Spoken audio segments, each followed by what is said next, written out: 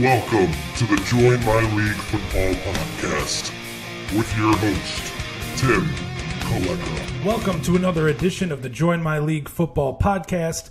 Another exciting yet frustrating week of NFL action is in the books, and we are now ankle deep in football mode. The first few weeks of the season, while important in the end of the season standings, it's a little bit like a trial. Sets the stage for the entire year. Once week 3 and week 4 come along, teams begin to form identities. Teams that come from out of nowhere to start the season hot, they begin to cool off, and we get the first line of impactful injuries. So by next week, we're going to be knee-deep into the season, and as a matter of fact, after this week, we'll be a quarter of the way through the regular season, if you can believe it. Up till now, only 3 undefeated teams remain: the Chiefs, the Dolphins, and maybe the Rams. I say maybe because as I record this Thursday afternoon, by the time it gets published on Friday, the Rams may have gotten their first loss of the season as they host the Minnesota Vikings Thursday night. But of the 3 teams, I can only bet, maybe the Rams were predicted to begin the season with 3 wins and 0 losses. So the Rams are the real deal, as we all know, and most of us predicted that at the beginning of the year.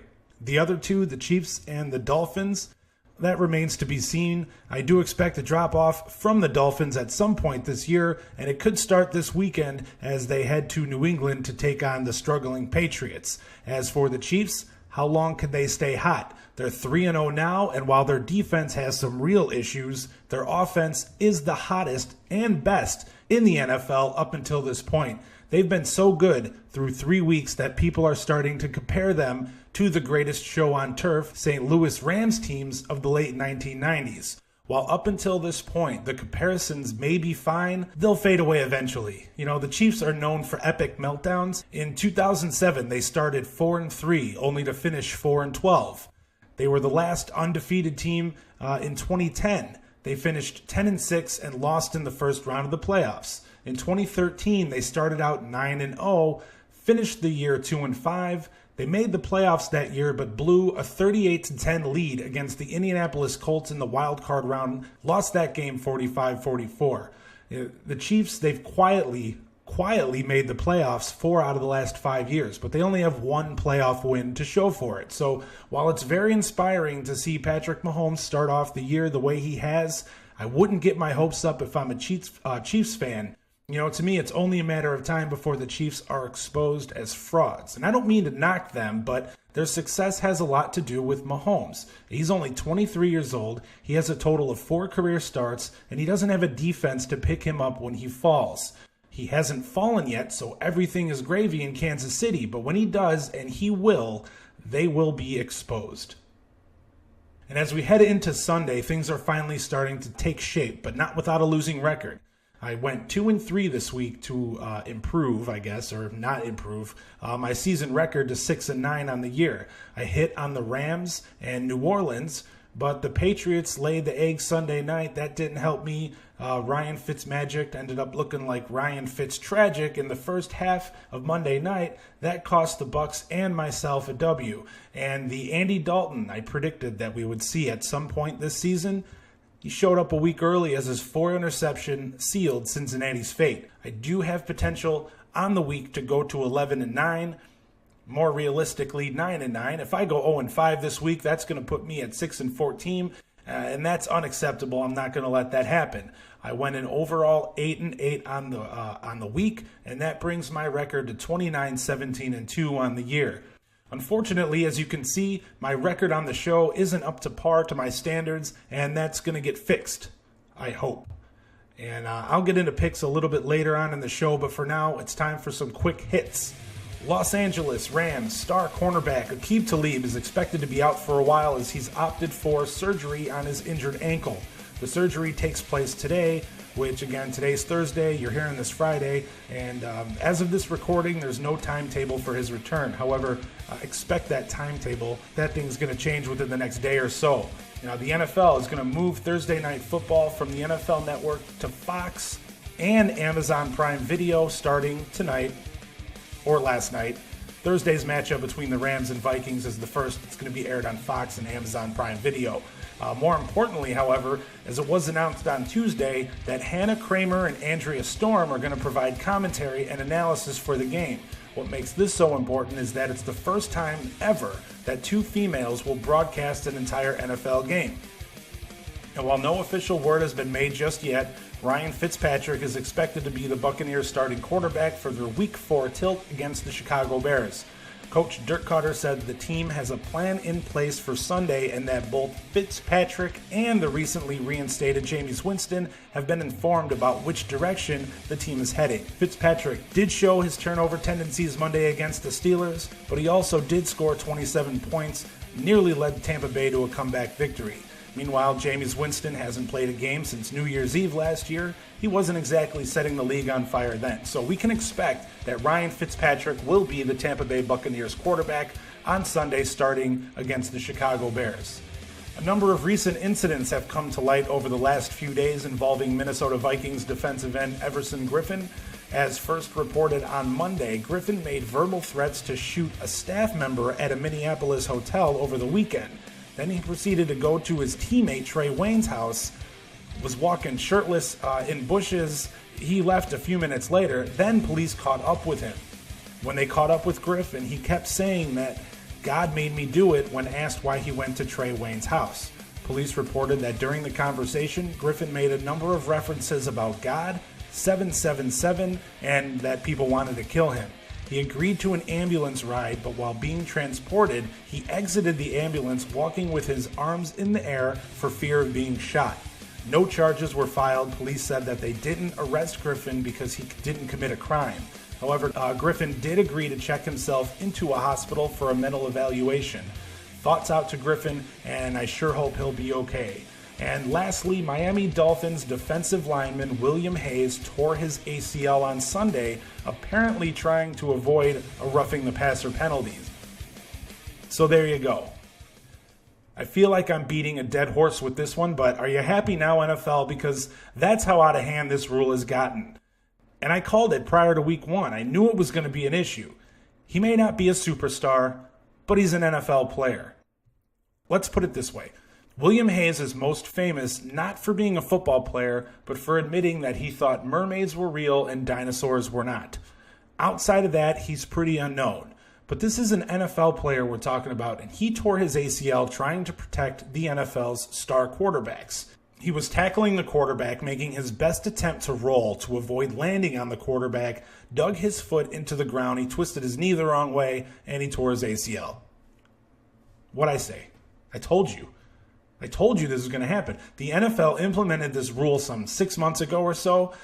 You're giving these defensive players 6 months to unlearn everything they were taught about textbook tackling when they were 8-year-olds. You know, how? How are they supposed to do that? It's impossible. Literally, it's impossible. You know, for the last several years, it was the catch rule that created all types of controversy. Now, with that out of the way, there's a new problem. And it's a lot worse than the catch rule ever was, if you can believe that, because now you're creating injuries to avoid injuries. The NFL cannot seem to get out of its own way. And again, just as I predicted, it's helping determine the outcomes of games.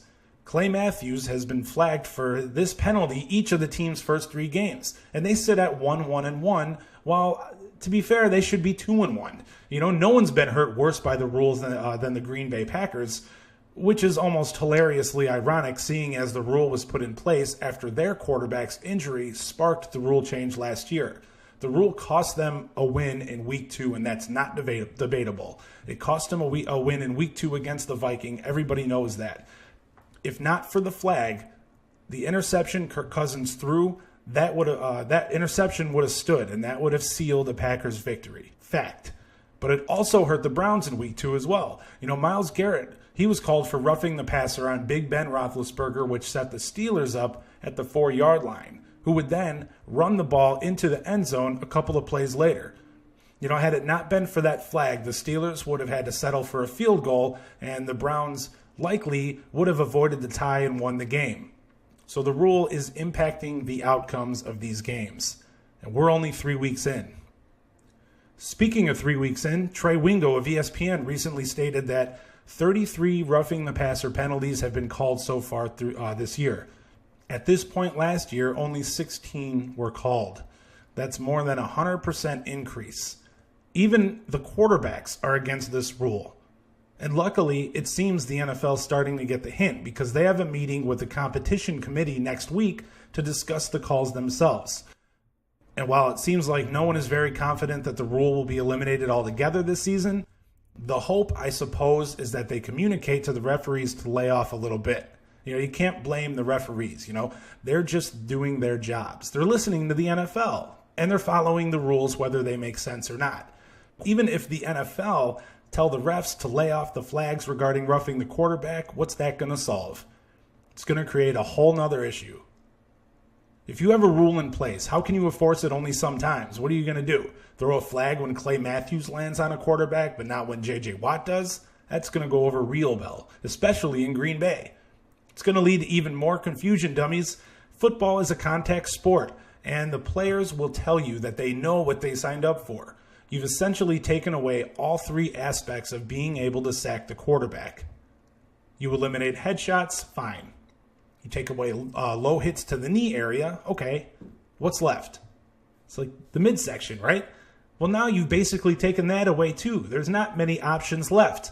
I think I speak for everyone when I say that making the game safer is a great thing, but only to the point where you aren't changing the game altogether, because then it's no longer football. There's a fine line, and I think the only people who don't see it is the NFL, because all they see are dollar signs, and those dollar signs are quarterbacks. They can meet all they want, but the only way to fix the issue is to get rid of the rule. And they won't because, and I'm telling you, get ready because red Aaron Rodgers jerseys are going to be a top seller of the NFL merchandise in the near future. On to the JF Stacks waiver wire pickup of the week, presented by yours truly, with an assist from the man, the myth, the legend, John Foyles, a.k.a. JF Stacks, a.k.a. Stacks, or simply Foyles. This list comes down to two players, one obvious, one not so obvious. The obvious one being Calvin Ridley, who before Wednesday was available in 60% of leagues. That number has dropped as he is only available in 29% of leagues. You knew he was going to be a hot commodity after his performance the last 2 weeks, so while he's deserving to be the JF Stacks waiver wire pickup of the week, the honor goes to none other than Antonio Callaway, wide receiver of the Cleveland Browns. This is more of a patient pickup, but it'll be well worth it. With the trade that sent Josh Gordon to the New England Patriots, Callaway has been thrusted into the Cleveland Browns starting lineup, and he will absolutely benefit. And you can benefit too if you have him on your fantasy team. While you wouldn't be able to tell from his 4-catch for 20-yard stat line from last week, he received 10 targets for the game. His productivity should only increase with Baker Mayfield under center. He might not be a must-add, but he's owned in just 23% of ESPN leagues. That makes him available in almost 80% of ESPN fantasy leagues. Get him now while you still can. Stash him for a few weeks on your bench. Let him prove himself. And once he does, you'll already have him. You won't be a hot commodity because he'll be on your team. He may be able to help you win some important games later on in the season. Now, I got to be honest. As concerned as I should be about this weekend's games, I'm feeling very confident in the picks I've made. There are so many exciting games to look forward to this weekend, and I'm kind of upset that I had to narrow it down to 5. Several years ago, there was a game between the Browns and Lions. Both teams at that point were looking at top 5 draft picks, but they put on a show, man, an offensive performance for the ages. I forget the score, but I believe it was the Lions who won that game. What I remember most about it is Matthew Stafford getting absolutely leveled by a Browns defender. He came off the field in agonizing pain to his shoulder, his throwing shoulder. The Lions took a timeout. Stafford went back into the game, and he nailed his receiver for what I believe was the game-winning touchdown. After he released the ball, Stafford dropped to his knees. He was holding his throwing shoulder. They won the game because of that guy's heart and determination. And that was between two lousy teams. And though the Lions and the Cowboys this year aren't nearly as bad as the Lions and Browns teams who faced off some years ago, neither is considered playoff bound at the moment. But that doesn't mean a game between two average to below average teams won't be exciting, because sometimes those are the best games. Do I have high hopes for this game? Not exactly. I don't expect 80 points to be scored between the two teams, but there are a number of interesting scenarios in this game. For one, I don't understand how the Cowboys are favored. They've scored 41 points. They've scored 41 total points in 3 games this season, and they were recently mauled by an identityless Seahawks team. Dak Prescott hasn't thrown for 500 yards yet this year, and he's thrown for under 200 in 5 straight games. Blake Bortles, he's received a ton of heat for me for quite a while. And while he hasn't played exactly like an all-star, he hasn't played nearly as awful as Prescott has. Therefore, Dak Prescott is the new owner of a certain award. It's the award I give out to the worst starting quarterback in the league. Dak Prescott, congratulations, because you, sir, are without a doubt 100% grade A trash. Meanwhile, the Lions have newfound confidence heading into this week as they defeated the reigning AFC champion New England Patriots this past Sunday night on national television. Sure, the Cowboys are at home, but this Dallas team, they're 100% Ezekiel Elliott or bust. While on the flip side, the Lions can beat you with a number of different players. Golden Tate, Marvin Jones, Kenny Galladay, LeGarrette Blount, and my preseason running back fantasy sleeper of the year, Lions leading rusher Kerryon Johnson. Give me the Lions with the free field goal, and the Lions are going to win outright, 27-21. And if we're looking at this next game on paper, the Eagles seem like a gimme over the Tennessee Titans, but it's not. On paper, the quarterback matchup is Carson Wentz versus a Titans quarterback who isn't 100% healthy. No matter which one it is, whether it's Marcus Mariota, who's dealing with an elbow issue, or Blaine Gabbert, who was hurt last week in place of Mariota, he doesn't even deserve a job in the NFL. So it seems like a no-brainer to take the Eagles, correct? Wrong. And while I'm going to take the Eagles to cover the 4-point spread and win, I have to acknowledge that the Titans' defense is no joke.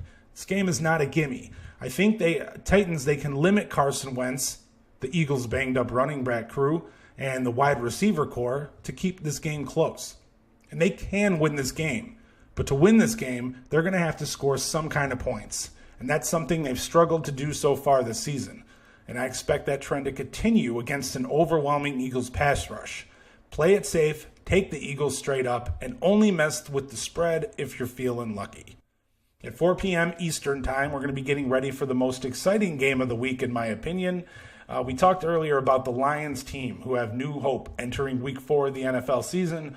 Well, we can't talk about new hope or new confidence without mentioning the Cleveland Browns, can we? No, we can't. About a week ago, Cleveland notched their first win in over 600 days. They were down early against the Jets, but came back to secure the win behind 200 passing yards from rookie quarterback Baker Mayfield. He entered the game after Tyrod Taylor had to be evaluated for concussion. Well, now, Baker Mayfield is the unquestioned starter for the Cleveland Browns team, and the fan base could not be happier. That much was evident after Mayfield received a standing ovation as he trotted onto the field in the second half. The Cleveland Browns, they may still be a punchline, the butt of a joke, but in reality, they're no longer a punching bag for NFL teams, and they should be 3-0. The Raiders, on the other hand, I was expecting them to come out firing on offense this season and sneak into the playoffs as a wild card team. In my defense, that was when Khalil Mack was still at least on the team. But either way, that's a distant memory now. I'll take the L for that one. But speaking of defense, the Raiders have none of it. And ironically enough, it stems from a lack of pass rush. Fewer than 20 quarterback hurries all season. Ryan Tannehill picked them apart. Ryan effing Tannehill. If there's one defense Baker Mayfield wants to make his first start against, you could bet your sweet little tush that it's going to be against this soft Raiders defense. Meanwhile, Derek Carr has looked much better than he did last season, but he's not getting any help whatsoever. The Raiders team itself has shown very little enthusiasm to start the year. And maybe you can attribute that to trading their best player and defensive leader prior to their Week 1 game. But the heart of this team is not there. They're a defense without an identity, and that's been obvious as the Raiders have blown halftime leads in each game this season. A loss to the Browns could make the Raiders the NFL's new punching bag. The Raiders are three-point favorites, but can the Browns win back-to-back games for the first time since 2014? Can the Browns get their first road win since 2015? Yes, they can to both, and yes, they will to both. Dog pound, baby, 23-21 over the Raiders. And for Sunday Night Football this week, we have the Ravens traveling to Pittsburgh to take on their hated AFC North rival. And according to the Pittsburgh Steelers, Le'Veon Bell is no longer on the team. They have literally removed him from their roster. And they have another month or so to trade him before the deadline if they choose to do so. Teams like the Colts, the Jets, the Packers, and even the Eagles are among teams that are rumored to have interest in his services. Or the Steelers can wait till the end of the year, let him walk, or get nothing for him. Either way, Le'Veon Bell doesn't play another down in the Steel City, and I'm okay with that, because James Conner has filled in admirably in Bell's absence. He may not be as good as Bell, but he's pretty darn good, and the Steelers are going to be fine with him at tailback. Through 3 games, Big Ben Roethlisberger has over 1,100 yards passing. That's almost 400 yards a game through the air. So we know their strategy. Last year, he put up almost 500 yards on the Ravens in a single game. He could put up similar numbers on Sunday night, I do believe that much. On the other side, you have Joe Flacco.